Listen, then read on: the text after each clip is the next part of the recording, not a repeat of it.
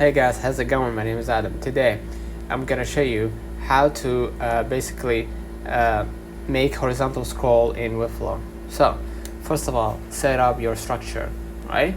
And then basically select the container div or div, and then in the style panel set width 100 VW or fixed width if desired, and then the overflow should be auto or scroll.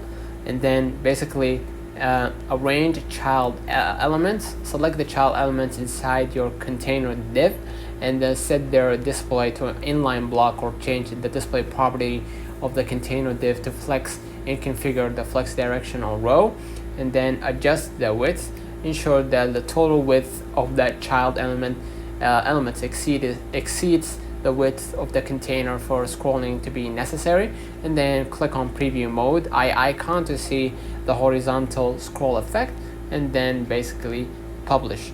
All right, and optional customization, you can add padding to the container or margins to the child elements for better spacing, or consider adding animations or interactions that trigger on scroll for enhanced aesthetics. And then by following these steps, you can effectively create a horizontal scrolling section in your webflow. So let's turn on the comments of this video. Hope you don't forget to like and subscribe, turn on the notification bell to receive every video we upload.